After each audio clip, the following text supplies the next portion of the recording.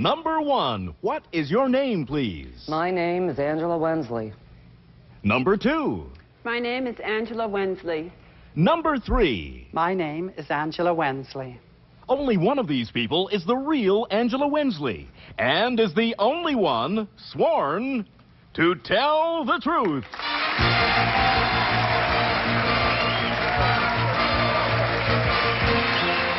Now let's meet our panel. Film and television producer David Niven Jr. Prominent attorney Gloria Allred. Four-time Super Bowl champion and MVP Lynn Swan.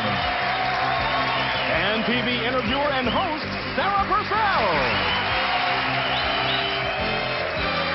Here's the host of To Tell the Truth, Gordon Elliott.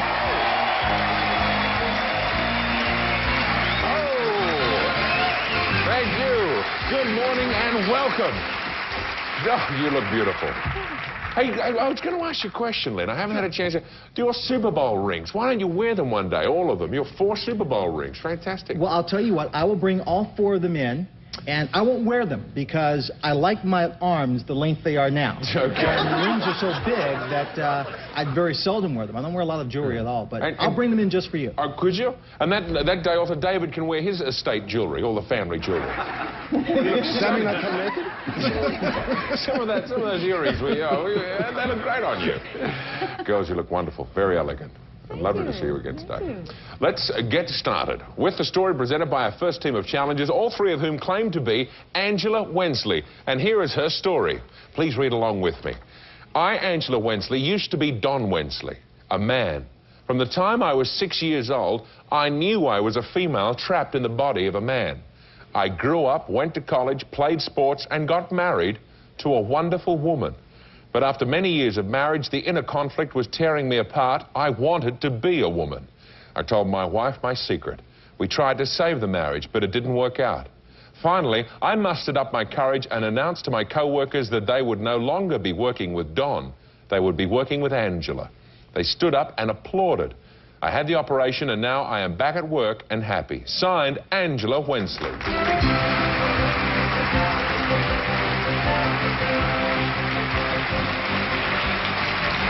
Welcome, ladies.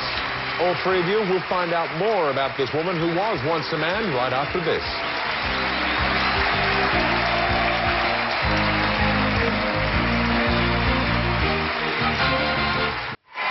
Welcome back to Tell the Truth. All right, panel, these 3 people all claim to be Angela Wensley, the former Mr. Don Wensley. We'll start the questioning on this with David Niven Jr. Well, thank you. Number 1, how many years were you married? I was married for 10 years. And number 2, where were you working that you had co-workers that they responded in the way in which they did? I was working at a silk screen printing company in Maryland. Number 3, it says here, I had the operation. Which operation? It's called gender reassignment surgery. Okay. Don't know much about that. Yes, Gloria, my reaction indeed. Yes, number 3, what are the steps that must take place before they will give you gender reassignment surgery?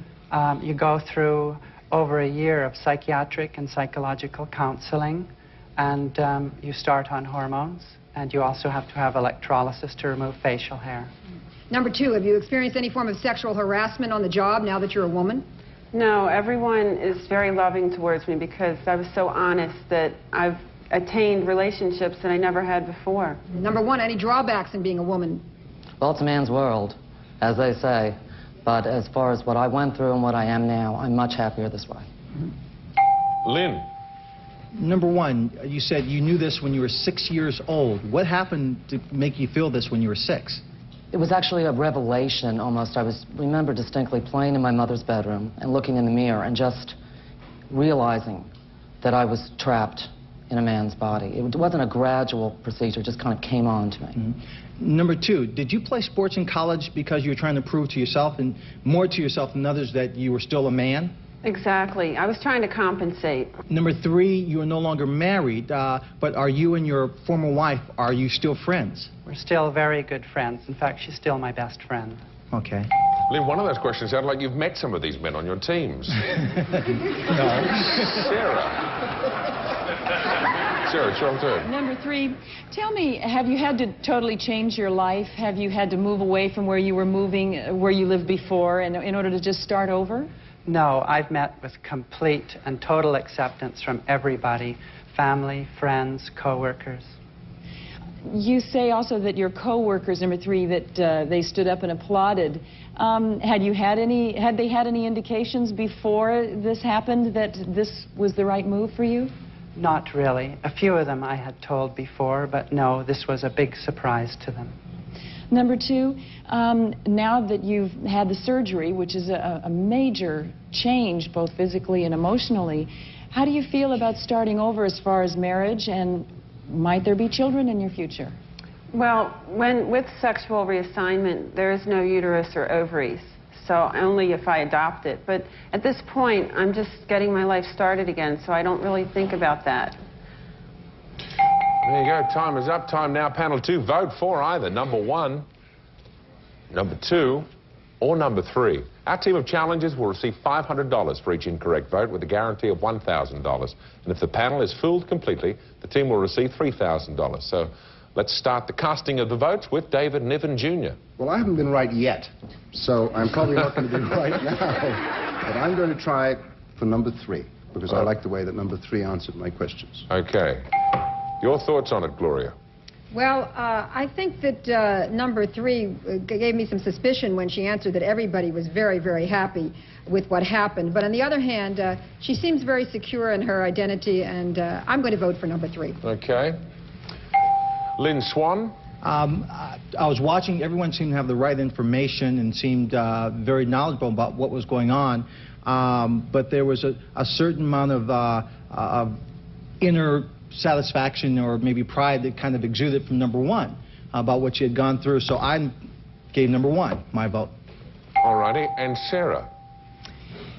This is a tough one, because all 3 seem to have a lot of information about the subject. But I have a hunch, too, that it's number 1. All righty. There you go. 2 votes for number 1 and 2 votes for number 3. Well, it's time now for that moment of truth, as they say. Will the real Angela Wensley, former Mr. Don Wensley, please stand up? Oh, there you go. You got it, guys. You got it. We have a picture here, if you're interested, of Angela when she was Don. There you go. There's a fine-looking young man here. Now, can I ask you, if it's not too rude, Angela, how do you go dating men these days? What's their reaction? Do you tell them? Yes, I have to be completely honest with them. I'm not going to live a lie anymore as long as I live. And what's their reaction? I happen to have a wonderful boyfriend now who understands completely. Really? And as a man and as a woman, what's the best? Woman. There you go. It's not a woman's. It's not a man's world after all. Number 2, you got no votes. What's your real name? What do you do? My name is Cindy Heidel-Potofsky, and I'm a children's store worker, and I design art for children. And you are a woman. Yes. And always have been. Important to point out. Number 1, your real name and occupation. My name is Elizabeth Eiler, and I'm a party producer caterer. Congratulations. Well, there were 2 incorrect votes at $500 a vote, so your team receives $1,000. And thanks for being with us today on To Tell the Truth. And we'll be back with a man who conquered the Great Wall of China after this.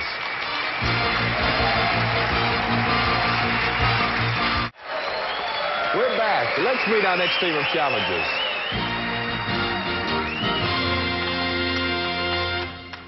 Number 1, what is your name, please? My name is Kevin Foster.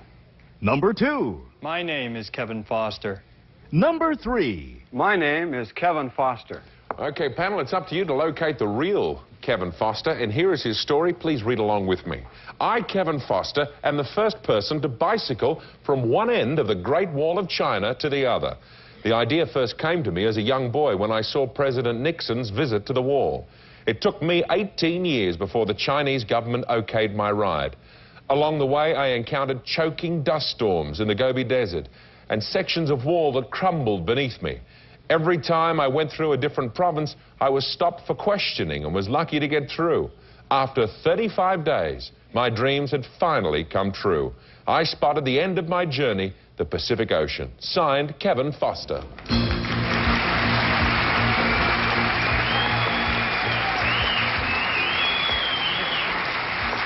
Welcome, gentlemen. Well, none of them walk like they have sore legs, so it'll be difficult. We'll start the questioning with Sarah for herself.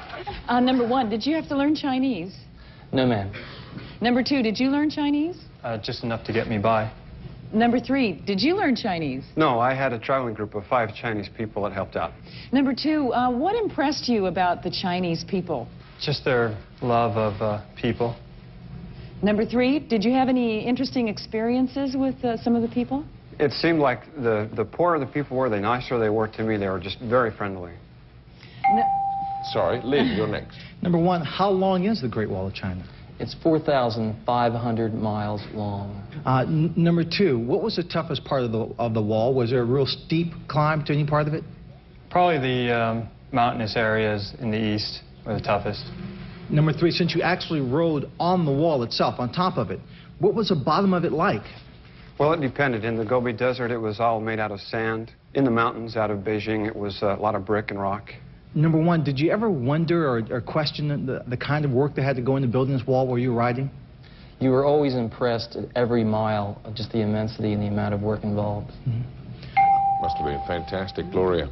What kind of questions, number 1, were asked of you as you were stopped in the various provinces? Mostly for official paperwork. Number 2, what would you do differently if you made this ride again? I don't think I'd do anything differently. Number 3, what kind of physical problems did you experience as you took this trip? In the desert, there were sandstorms. In the mountain, I had hailstorms. Just the weather was probably my biggest challenge. And number 2, what other long trips have you taken on the bicycle? This is it. This was my first long trip. Number 1? I took a trip across country here in the United States. Number 3? Sorry. Ah, well, I'm going to carry on with that one then. Number 3, how much training and practice did you have before you started this expedition? I was actually given permission 3 years ago, so I've been riding about 25 miles a day for the last 3 years, just here in California. All right, and number 1, why did it take so long to get permission, and whose permission did you have to get? The reason why it took so long to get permission is because of the Chinese bureaucracy and also the United States' bureaucracy, by the way. And finally, it was the Chinese Institute of Geography that gave me final permission. Did you, number 2, did you approach the Chinese Tourist Board? Would they have been, if you were to do this again, would you approach the Chinese Tourist Board to facilitate? No, I would probably do the same thing I did in the first place and go through the political angle, because it takes politics to get what you want. Number 3, Sorry, we've got to leave it there. Time is up, panel. Time to vote for either number 1, number 2, or number 3. Our team of challengers will receive $500 for each incorrect vote, with the guarantee of a freewheeling $1,000. And if the panel is filled completely, the team will bicycle away with $3,000. Panel, if you're ready to cast your ballots, Sarah, for whom did you vote? Well, all 3 of them look like athletes. All 3 of them look like they could do this ride. And I was really impressed with everybody's knowledge. So now I'm up to hunches. I think it's number 1. Okay, hunch time. Number 1, Lynn Swan. Well, of course, he asked for permission 18 years ago, so that gives us some idea to his age that he probably wasn't a child when he decided to do this. So I think number 1 looks old enough to do it. I was also looking at their bodies, and number 2 and 3 look like they're in great shape, but number 1 still looks like he's a cyclist, so I voted for number 1. Another athletic vote. Gloria. I don't think it's number 2 because he hasn't taken any other long bicycle rides before this trip. I think it's either 1 and 3, and I'm going to go with 1 simply because he said he bicycled across the United States. That sounds like a long trip before the Great Wall of China trip. Number 1. Oh, could be another clean sweep. No, it will not be. I won't let that happen. Right. I was right last time with number 3, so it's going to be number 3 again this time. Oh, okay. The numerological approach. Oh, okay, excellent. All righty. The votes are all in. As you can see, 3 votes for number 1, nothing for number 2, 1 for number 3. Let's find out who the real Peking pedal pusher is. Will the real Kevin Foster please stand up?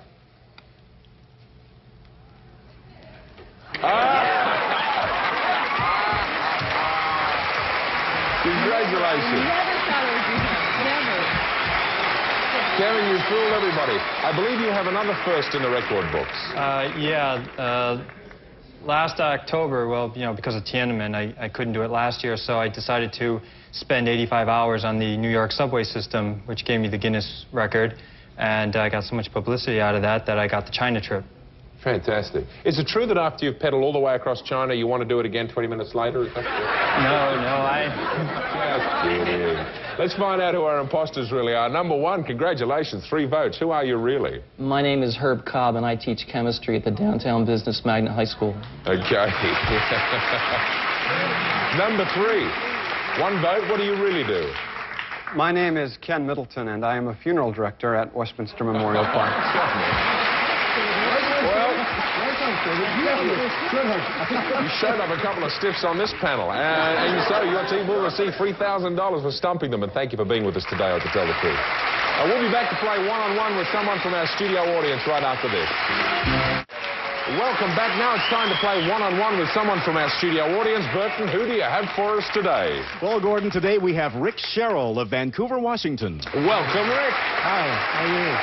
Rick, I'm going to introduce you to a man who's going to play one-on-one with you. It's actually a lady this time with 2 stories. Her name is Fran Capo. Welcome, Fran.